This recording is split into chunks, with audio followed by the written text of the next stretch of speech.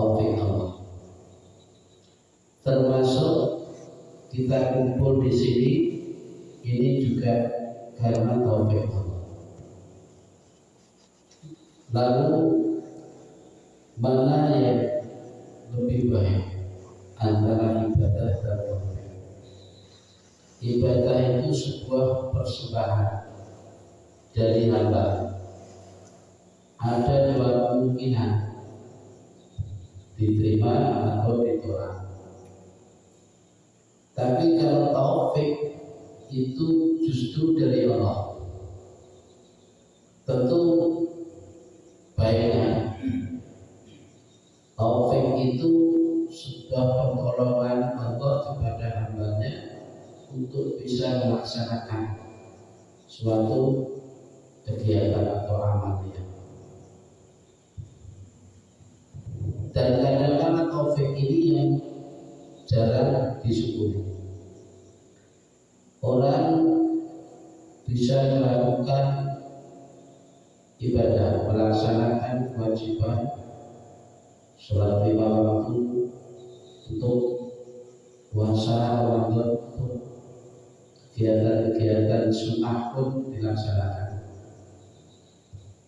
Tidak sadar bahwa itu bentuk taufik Allah, sehingga jarang muncul rasa syukurnya. Tidak jarang orang yang mengatakan oh ini karena taufik Allah. Jarang. Yang ada banyak orang yang mengakui apa yang dilakukan itu seakan-akan jerih payahnya, sumber dari dirinya, terus mengabaikan pertolongan Allah yang itu taufik. Kalau hidayah itu petunjuk, agama itu petunjuk, Al-Quran juga petunjuk. Orang yang mau melihat atau menyaksikan petunjuk belum tentu mampu mengikuti petunjuk tersebut, manakala tidak dapat makna atau inayah atau taufik dari Allah Subhanahu wa Ta'ala. Semua orang Islam tentu tahu bahwa Al-Quran itu pedoman. Isinya hukum-hukum, perintah, larangan, kisah, tauladan, dan menceritakan tentang surga neraka, akhirat, dan lain sebagainya. Dengan lengkap diceritakan dalam Al-Quran. Tahu bahwa Al-Quran sebagai firman Allah, wahyu yang diturunkan kepada junjungan kita Nabi Muhammad SAW sebagai pedoman hidup manusia. Itu saya kira semua banyak tahu bahwa Al-Quran itu sebagai firman Allah, pedoman hidup. Namun tidak jarang orang bisa mengikuti petunjuk Allah. Petunjuk kan tidak. Ya. Manakala tidak ada taufik atau hidayah Allah, maka sulit rasanya manusia bisa melaksanakan.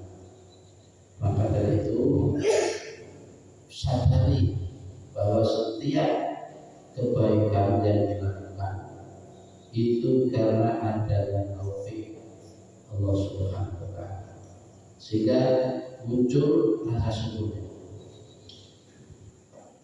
Orang yang tidak mau mensyukuri nikmat Allah itu ancamannya lebih besar, lebih dahsyat dari orang yang kafir sekali. Contohnya, kalau ada orang yang kafir dan ya, itu masih ada harapan bila mana dia bertobat maka Allah akan mengampuni. nikmat. Ancamannya langsung Allah menyinggung soal siksa. Tidak ada tawaran kecuali orang itu bertobat. Ya. Dalam ayatnya kan begitu. Lain syakartum la azidannakum.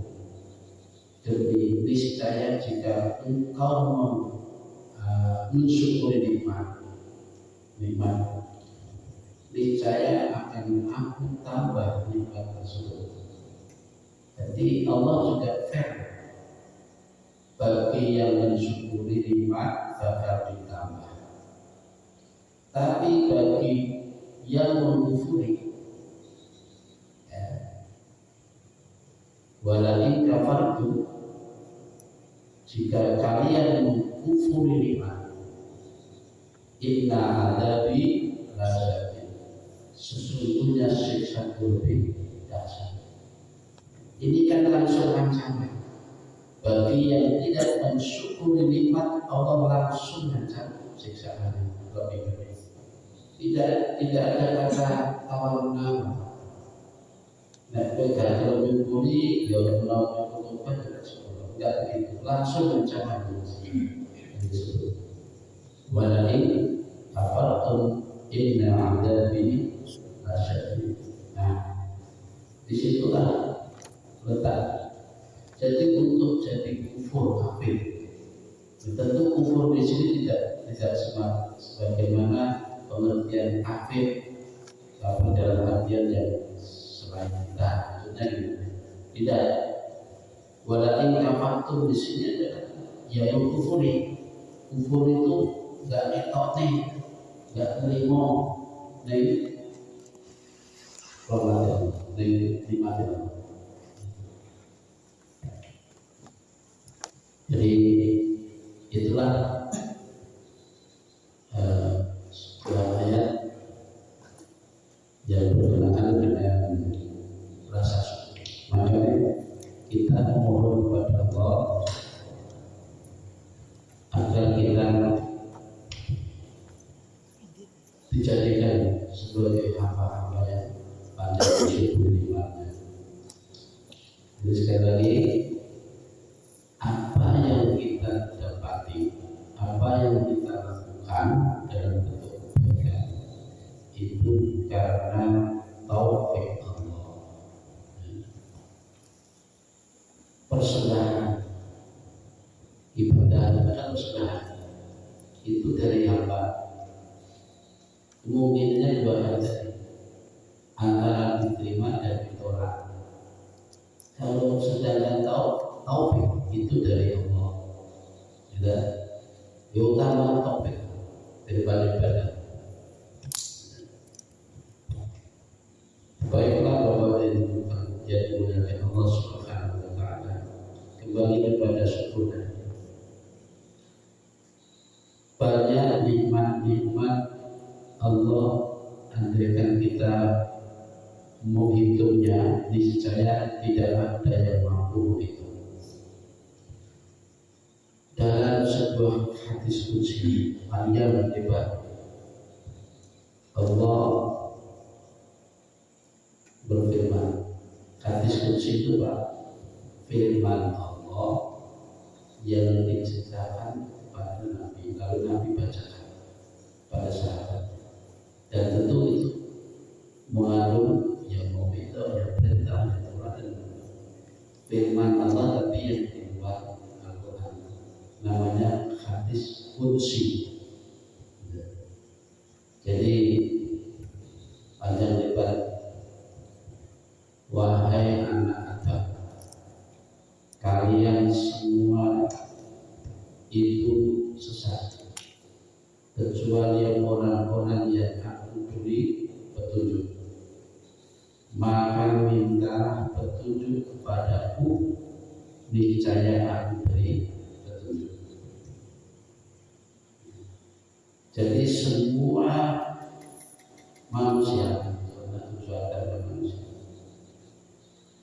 dalam keadaan sesat, kalau tidak Allah kasih petunjuk, niscaya mereka sesat. Maka minta petunjuk ini tentu kepada Allah. Petunjuk apa yang diminta? Dan tadi sudah saya singgung bahwa petunjuk itu sudah jelas kelihatan di mata kita. Al-Quran itu sebagai petunjuk dan diturunkan sebagai wahyu pada Nabi kita Muhammad SAW untuk umatnya seluruh manusia. Jadi tidak hanya untuk jadi bahan bacaan saja. Al-Quran diturunkan bukan hanya sebagai bahan bacaan, tapi juga sebagai pedoman hidup manusia. Kemudian hadis berikutnya, lanjutan hadis tersebut, ya Adam kullukum alim, kalian semua guru teladan. Tidak satu pun manusia dilahirkan ini membawa pakaian. Semua teladan. Hanya aku yang kasih pakaian kepada kalian. Maka mintalah pakaian kepadaku, niscaya tak beri pakaian. Istilah pakaian ini, bahasa pakaian ini tentu orang bisa mengartikan macam-macam. Bisa jadi ya memang pakaian yang kita kenakan. Jadi tidak ada satupun manusia di dunia ini yang begitu lahir langsung bawa pakaian. Sementara itu menunjukkan bahwa kita lahir itu tidak membawa apa-apa, tidak punya apa-apa, tidak mampu apa-apa. Kecuali Allah yang kasih pakaian. Ilmu itu pakaian, akhlak itu pakaian, derajat, pangkat, jabatan itu pakaian. Ya. Nah kalau kita ingin pakaian itu dia minta kepada Allah, niscaya Allah akan beri pakaian-pakaian. Itu.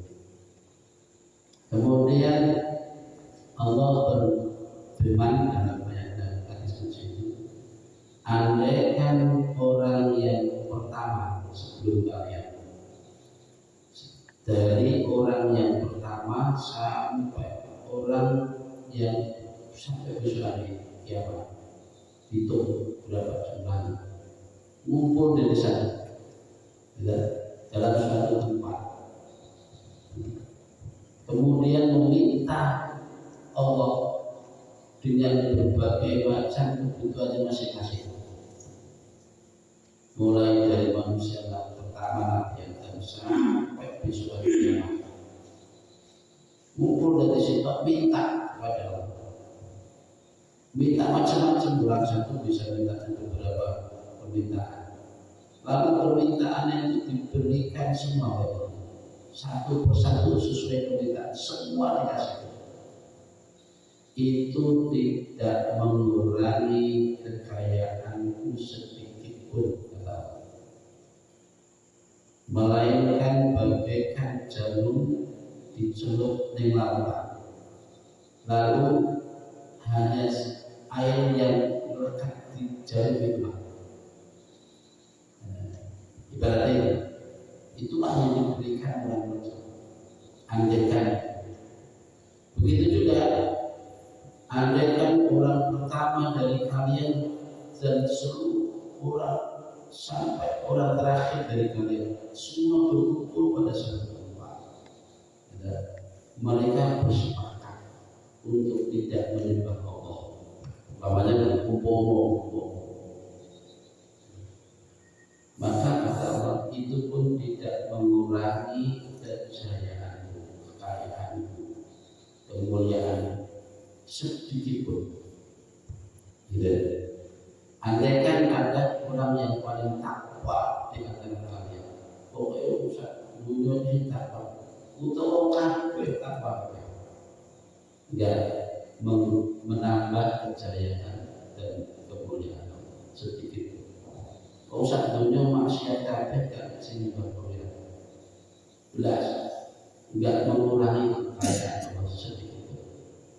terus jadinya ancamannya.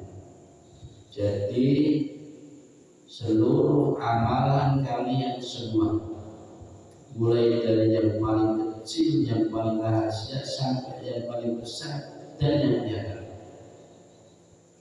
tercatat rapi, terpelihara rapi dalam buku catatan malaikat. Tidak ada satupun yang terlewatkan. Maka besok akan kami penuhi semua balasan. Barang siapa yang mendapati balasan yang baik, hendaknya ia bersyukur. Barang siapa yang mendapati balasan yang buruk, maka janganlah menyalahkan siapa-siapa kecuali menyalahkan diri sendiri. Itulah antara isi hadis qudsi. Kalau amalan itu baik, nanti balasannya baik, hendaknya dia bersyukur, puji pada Allah. Kalau besok adalah kopi waksi pemilihan kok enak, rekoso pintunya tambah sulit, ini Quran tambah sulit. Ini dunia mesti nasib pati bener. Tiba ini kalau tambah menurut itu yang jauh orang tidak ibadah. Nah kalau demikian jangan menyalahkan siapa-siapa kecuali menyalahkan diri sendiri. Bapak dan saudara sekalian dimuliakan Allah, mengapa demikian? Karena di dunia ini sudah dipaparkan dengan sejelas-jelasnya melalui Al-Quran itu, yang jalan sana itu menuju surga, yang jalan ke sana itu menuju neraka. Hanya dua aja jalur itu. Tinggal kalian mau pilih yang mana. Jadi Allah berfirman seperti itu. Awalnya kan dimulai tadi. Kalian itu telanjang, kalian itu tersesat. Dimulai yang di sini. Mau dibanggakan apa? Nah, itulah hadis qudsi. Maka kita patut bersyukur manakala Allah masih memberikan petunjuk pada kita, bisa sesekali kita ikut mengagungkan asma-Nya, berzikir, mengingat Allah Subhanahu wa taala. Fenomena zaman akhir itu apa yang disebut perintah dan larangan itu sudah mulai manfaat. Salah yang dulu larangan sampai kapanpun, tidak sekarang dia sampai kapanpun yang terlarang. Orang bilang dia bisa ini orang tidak begitu. Yang larangan itu terlarang. Masalahnya sekarang justru perintah dan larangan ini mulai sama-sama. Bagaimana orang mau meninggalkan larangan sedangkan dia tidak tahu kalau itu larangan? Dan tugas kita adalah agar tahu mana perintah, mana larangan, supaya kita bisa mensyukuri.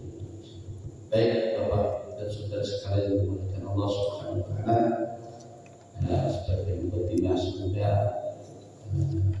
menambah wawasan kita dan ilmu untuk beribadah kepada Allah Subhanahu wa taala. Untuk selanjutnya